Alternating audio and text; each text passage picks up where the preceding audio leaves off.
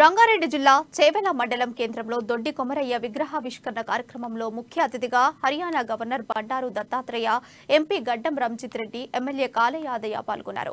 సమగ్ర అభివృద్ధి జరగాలంటే విద్యే ప్రధానమని బండారు దత్తాత్రేయ అన్నారు. తెలంగాణ పోరాట యోధుడు దొడ్డి కొమరయ్య ఆశయాలను నెరవేర్చే విధంగా ప్రతి ఒక్కరూ చదువుకోవాలని వారు కోరారు.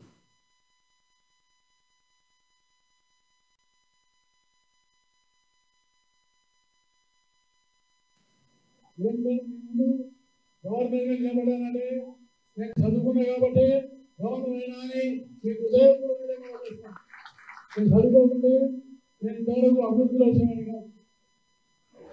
కాబట్టి ఆ చదువుతో పాటు సామాజికమైన పరిజ్ఞానం కావాలి.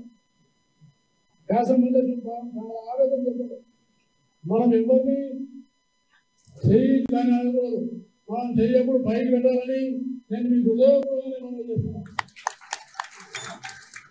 మనం నలుగురు ఇవ్వాలా, కానీ మనము నలుగురిని అడుక్కునే పరిస్థితి రావద్దని నేను మీకు ఉదయపూర్వకంగా మనం చేస్తున్నాను. సమాజ అభివృద్ధి కావాలి. సమాజ అభివృద్ధి మనము మన యొక్క శక్తి మీద, మన యొక్క సంఘటితమైన పోరాటం మీద ఆధారపడదు. అందుకని మీ అందరితో విజ్ఞప్తి చేయడానికి వచ్చాను. తెలంగాణ ఏర్పడదు, కానీ చాలా మంది రాజకీయ మాట్లాడారు. నేను కోరుకునేది ఒకటే, సామాజిక తెలంగాణ ఏర్పడాలని నేను మనసారా కోరుకుంటాను.